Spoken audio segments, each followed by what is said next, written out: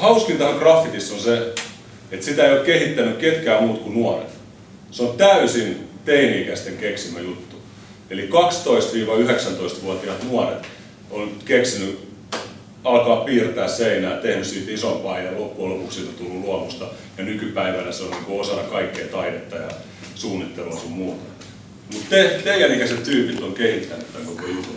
Eli silloin 70-luvun alussa Philadelphiassa ja New Yorkissa nuoret, mitkä asuivat ehkä sellaisella vähän köyhemmillä alueilla, ei ollut oikein mitään tekemistä, piti keksiä jotain, niin kuin mitä lähtee tekemään. Ja sieltä tuli se idea, että otetaan tussi. Mun nimi on vaikka Jake. Tämä on Mara. Ja tehdään vaan näin. Mara. Ja sitten keksittiin vaikka kadun nimi, missä asuttiin. Esimerkiksi 16.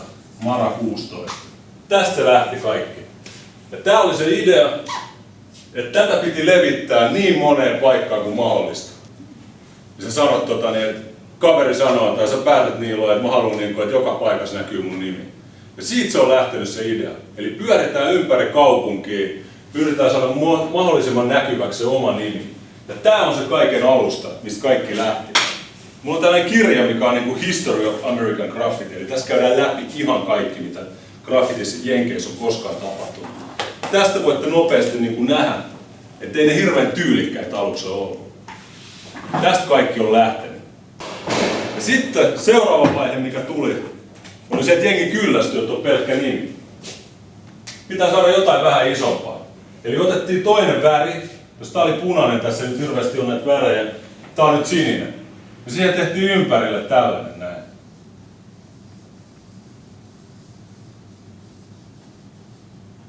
Ja se on paljon makeampi joku toi. Se erottuu sieltä muiden nimistä, mitä täällä on. Suski. Tää näkyy. Mut sit tuli seuraava. Suski sanoikin, että hei, mä haluan olla Milo paljon näkyvämpi. Se tekikin seuraavaksi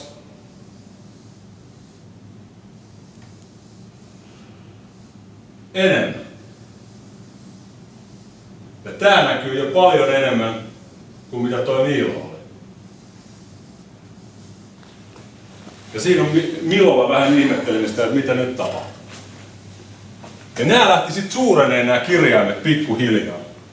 Ja tästä lähti kaikki. Aluksi näitä värejä laitettiin vähän tänne sekaan, tuli jotain palloa, tuli jotain tällaista pilveä tänne näin. Saatiin, jengi alkoi enemmän ja enemmän kehittyä siinä, mitä ne tekee. Ja tästä seuraava vaihe oli se, että jengi halusi päästä tekemään isompia juttuja. Eli alettiin kehittää niitä kirjaimia, tuli throw-uppeja. Eli tää on vähän niin kuin throw-upin alkuvaihe. Sitten sen jälkeen niitä kehitettiin lisää, niitä tehtiin isompia. Jos esimerkiksi mä teen mun omat throw-upin tähän nopeasti. Eli throw-up on sellainen nopeasti tehty graffiti. Todella nopeasti tehty. Tää on sellainen näkyvä, mutta se on iso ja se näkyy. Ja siihen tulee väri päälle ja sitten vedetään linjat jollain toisella värillä. Se erottuu sieltä ulos.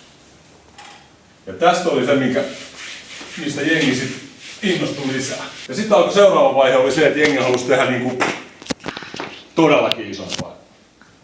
Eli tässä on tällainen kirja, mikä on ilmestynyt vuonna 1987. Tämä kuvaa eurooppalaista graffitia sekä amerikkalaista graffitia. Ja tämä on ollut iso innoittaja Euroopan ja maailmanskenelle, niin sanotusti levittäytynyt isommalle. Myös tällaisen kirjan kuin Subway, mikä on pelkästään New Yorkin metroista. Ja tässä on kuvattu niitä. Sellainen kuin Martha Cooper ja Henry Saffold on kuvannut pelkästään New Yorkin metroja. Nämä kaksi kirjaa on tavallaan ne, mitkä on saanut ihmiset innostua ympäri maailmaa graffiteista. Ja nämä on junista. Eli tämän näköisiä jo 80-luvulla. Ja minkä takia juniin? Koska ne menee ympäri kaupunkia, kaikki näkee ne. Ja niitä on vaikea tehdä. Niitä oli vaikea tehdä, mutta aluksi ei ollut vaikea. Koska vartiointi ja kaikki tällaiset oli niin heikkoa tasoa. Ja sitten joku New Yorkin kokoinen kaupunki, missä on satoja metrovaunuja. Niitä varikoita on ihan mahdoton vartioida tarkasti, eikä niillä ole resursseja laittaa rahaa, eikä ne tajunnut. Ja sehän johti siihen, että nämä metrot meni tällaiseen kondikseen. Ne rullas ympäri New Yorkia. Tässä näkee hyvin, niin kuin, kuinka hyvin se näkyy sitten, kun se on siinä metrossa. Mutta siinähän tuli sitten kaupunkihan nousi vastaan. Eli pormestari Koch-niminen tyyppi nosti sodan graffitia vastaan ja teki sitten sen, mitä monet pelkäs, eli sai metrot puhtaiksi New Yorkissa. Ja ne on pysynytkin itse asiassa tähän päivään asti aika hyvin puhtaana.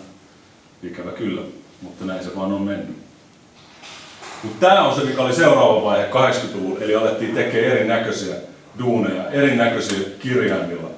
Tässä näkyy hyvin esimerkki, mitä on wild style, villityyli. Eli sellainen, että sä oot mahdollisimman sekainen, mutta silti se on selvä. Lähempää. Joo, todellakin.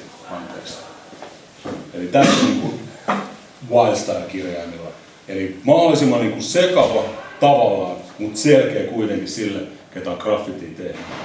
Eli siellä löytyy M-kirjain, I-kirjain, T, C, H, MITS. Siellä löytyy S, E, E, N, C. Ja siinä kuuluukin olla vähän haastetta, Niin. että mitä tuossa lukee. Että se, että vähän katsoo sitä, että tietää vähän siitä ja hahmottaa. Ja sama on näissä tägeissä, mikä on sitten esimerkiksi, tässä on Siin ja Mitch. Eli jokaisella, niin kuin mä sanoin, oli se oma nimi. Sitä piti levittää mahdollisimman paljon. Sitten nimet vaan kasvoi tällaisiksi. Minkä vuoksi on hyvä tehdä aina laillisiin paikkoihin, esimerkiksi tuonne seinälle, Kolumbuksen takana olevan seinälle. Kysy. No ainakin siitä saattaa olla tosi isot laskut. Niin, Näin saattaa on. tulla. Ja sen takia kannattaa, nythän on kuitenkin, meillä on Suvilahti, missä on monta kilsaa pitkä seinä. Sinne pääsee niin kuin maalaa ilmaiseksi tai niin kuin ilman mitään ongelmia. Sen kun ostaa vaan omat maalit ja käy siellä. Ja sama nyt meillä on toi seinä vielä tuossa muutaman viikon pystyssä. Ja ylipäätään se on niinku se juttu aina, että kukaan ei oikeastaan hetken mielijohteesta osta maalipurkkia ja me suinpäin seinälle maalaamaan, vaan ihmiset niinku harjoittelee kotona, piirtää paljon paperille päivittäin. Ei päivittäin, mutta miten paljon jaksaa. Tässä on perus spraymaali. Matta, Beltonin matta. Eli matta on sellainen tumma. Montana, niin. Anteeksi, Montana. Tämä on täysin kehitetty ihan graffitin tekoon varten. Se pysyy siinä seinässä hyvin. Tässä on erilaisia suuttimia, mitä tekin pääsette sitten kokeilemaan. Eli nämä kaksi edustaa niin sanottua skinny cappia. Eli nämä tekee ohutta jälkeen. Tämä on perussuutin. Tällä kannattaa tehdä nämä linjat, eli kun sä hahmottelet sen työn. Sen jälkeen, kun haluaa värittää sen sisälmyksen, eli vaikkapa nyt tuolla keltaisella, niin tässä on tällainen fättäri. Eli tämä antaa sellaista paksua jälkeen. Sitten loppuvaihe, kun vedetään nämä mustat viivat, ääriviivat, ja vaikka tehdään noin 3D, eli varjostukset. Ja siinä vaiheessa mä itse dikkaan tästä, Kimmo taas tästä. Näitä on kaksi erilaista. Tämä on nykiskini ja tämä on ihan tavallinen skini. Sitten 3D. Mä voin näyttää esimerkki tuolla. Mä osaan itse. Okei. Mä näytän niistä varjoista. Jos mä teen siihen 3D, eli kolmiulotteiseksi tämän kuvan, vaikka yläviisto on noin 3D, niin pidän tolleen viivat. Ja noin. Ja noin.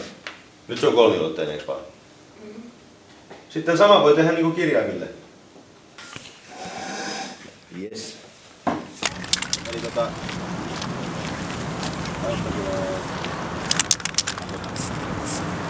aika läheltä kannattaa yrittää tehdä. Mä kaikki pienet tuolla. Ja sit sä voit fillata sen kautta. Eli koitat vaikka tohon nyt ensin sitä. Aika läheltä. Vielä paljon läheltä.